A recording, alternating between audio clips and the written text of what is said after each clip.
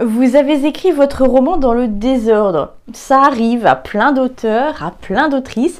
Oui, à moi aussi. D'ailleurs, je suis en plein dedans et je ne vous recommande pas du tout l'exercice.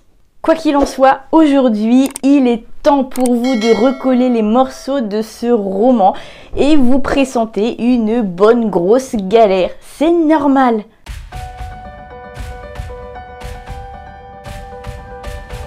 Suivez bien ce mini-cours jusqu'au bout et vous en ressortirez avec une méthode simple, claire et efficace qui vous permettra de remettre de l'ordre dans le puzzle qu'est votre roman.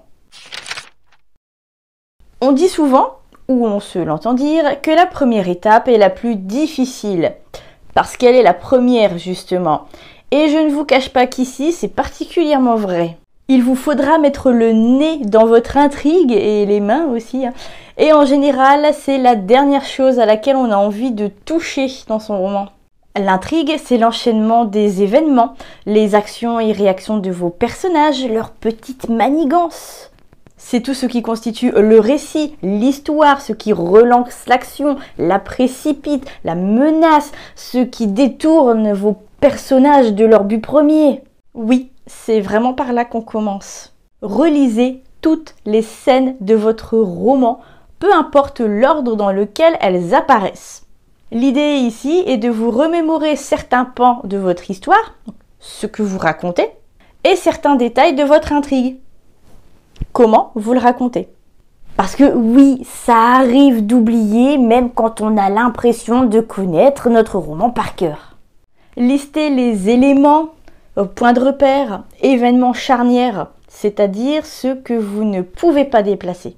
Ces éléments constituent le fil rouge de votre intrigue, son squelette. Si vous envisagez de les déplacer ou d'en déplacer quelques-uns, c'est toute votre intrigue, toute votre structure qu'il vous faudra revoir. Alors réfléchissez bien avant d'y toucher. Il arrive cependant que l'on ne puisse pas faire autrement, mais ça c'est une autre histoire que je vous propose de découvrir dans mon atelier d'écriture dédié le jeudi 23 mai 2024 de 20h à 22h sur Zoom. Toutes les infos sont dans la description. Vos scènes, disais-je, maintenant que vous les avez relues ou quand vous l'aurez fait, bon courage, moi j'en sors, remettez de l'ordre dans vos scènes. C'est le moment où elles prennent leur quartier, où elles n'existent plus seulement en tant que morceaux éparpillés de l'intrigue, mais bien en tant que pièces du puzzle. Informations cruciales, dénonciations, indices, disputes, liens qui se nouent, déclencheurs. Pour y parvenir, vous pouvez utiliser la méthode Kanban. Un tableau pour chaque fil rouge avec une entrée par scène et vous déplacez les scènes dans leurs colonnes respectives par rapport à la place qu'elles occupent dans l'intrigue. Je vous ai concocté un modèle de ce type. Rendez-vous encore une fois dans la description pour récupérer le lien. C'est sur Notion ou sur Notion si vous le dites à la française.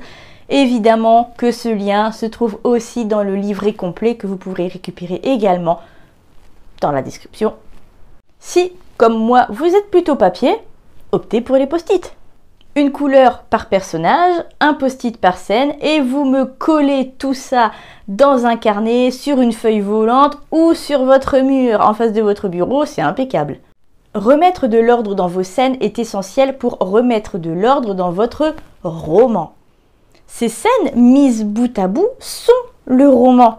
Par ailleurs, cet ordre que vous venez de mettre, ce grand coup de balai que vous venez de donner dans votre roman, dans les scènes de votre roman, vous aidera grandement, et je ne mâche pas mes mots, pour l'étape suivante. Remettre de l'ordre dans un roman, c'est aussi en combler les vides. Mais maintenant que vous avez fait le point sur les scènes déjà écrites, vous pouvez relier entre eux les divers éléments, points de repère, événements charnières. Gardez à l'esprit que chaque scène doit être utile, nécessaire, donc on oublie le remplissage qui complique volontairement l'ensemble sans délivrer la moindre information, sans entretenir le suspense ou rien de ce genre. Remettre de l'ordre dans un roman passe également par les personnages et on a souvent tendance à les prendre pour acquis ceux-là. Certains dégageront parce qu'ils ne servent à rien, parce qu'ils ne complexifient pas l'intrigue, qu'ils ne lui apportent aucun élément de résolution, qu'ils ne découvrent ni n'apprennent rien. C'est le cas du love interest, de celui ou celle qui passe son temps à louper des opportunités, de celui ou celle qui se contente de crever bêtement dans un film d'horreur. D'autres personnages fusionneront pour des raisons peu ou prou similaires. Quoi qu'il en soit, oubliez, bannissez ces personnages pour faire la passerelle entre les événements points de repère et événements charnières qui le nécessitent dans votre roman. Lesquels peuvent servir de passerelle justement? Quels personnages ont le plus à perdre? Lesquels au contraire ont quelque chose à gagner? La confiance indispensable d'un autre personnage, un rôle plus important, une forme de valorisation qui fait que les autres l'écouteront ou l'écouteront plus facilement, voire tomberont droit dans la gueule du loup, allez savoir. Quels personnages peuvent évoluer, mûrir ou au contraire devenir encore plus cons, imbuvables? Quels personnages peuvent éprouver des émotions qui les mèneront tout droit dans le mur, dans un piège, qui les pousseront à réfléchir, à agir avec colère, à manipuler, à échafauder un plan?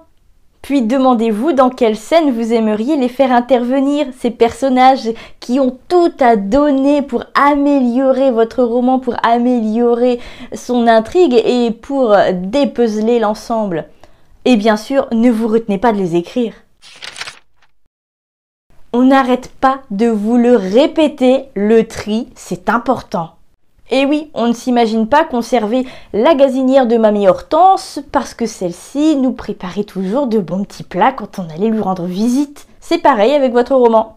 Pas de sentimentalisme. Si la gazinière de Mamie Hortense est foutue, elle vire, sinon elle vous encombrera.